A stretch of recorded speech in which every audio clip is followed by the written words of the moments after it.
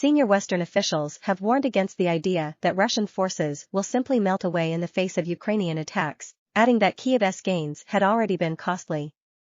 Russian forces have generally put up a good defense from their well-prepared, defended positions and had been falling back between tactical lines, the sources said. This maneuver defense approach is proving challenging for the Ukrainians and also costly to attacking forces. Hence, the advance at the moment has been slow, they observed, adding that it was too soon to say how effective Ukraine's offensive has been, but they emphasized that heavy losses were to be expected, given Russia has had months to prepare defensive lines. Pools for the plant was hit by the destruction of the Kakhovka dam.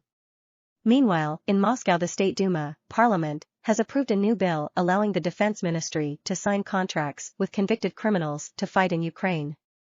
The new law will allow anyone who is being investigated for committing a crime, having their case heard in court or who has been convicted but before the verdict takes legal effect, to sign up to the army.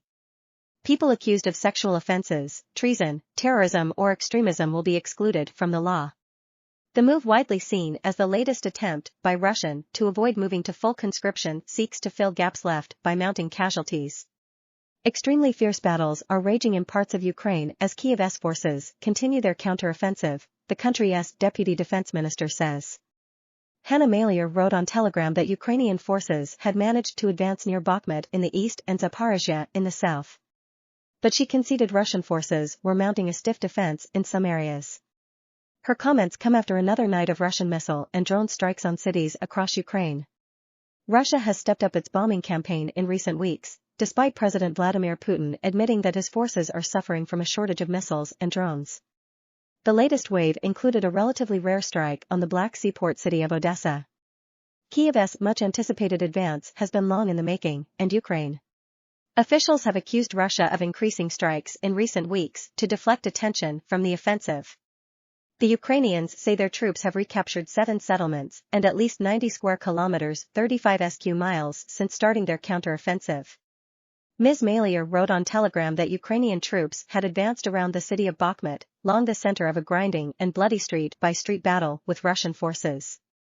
She said soldiers advanced by 200 m to 500 m towards the city, as well as advancing 300 m to 500 m in the southern Zaporizhzhia province. The BBC cannot independently verify these claims. But she conceded that the counter-offensive had already led to some extremely fierce battles, as Ukrainian forces tried to break through well-established Russian defensive lines. This was never going to be without risk, they said. What we're seeing is not unexpected. It's difficult, and it is going to be challenging for Ukrainians. What we have seen, though, is they continue to push through where they have had losses, and then continue to advance. So overall is going in the right direction.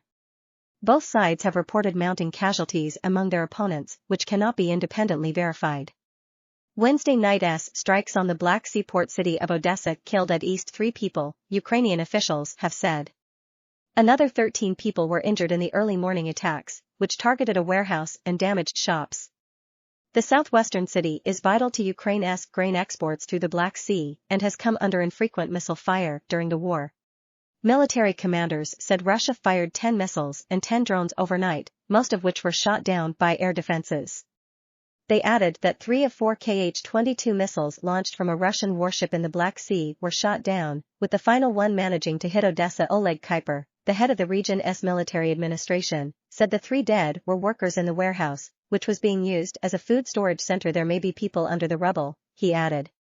More civilians were injured after the blast, and air combat damaged shops, restaurants including a McDonald's and residential areas, Mr. Kuiper wrote on Telegram.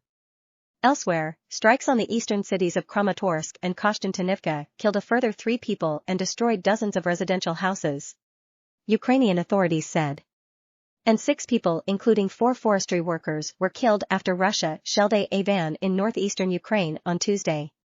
Ukrainian prosecutors said the attack occurred near the village of Serodina Buda, close to the Russian border.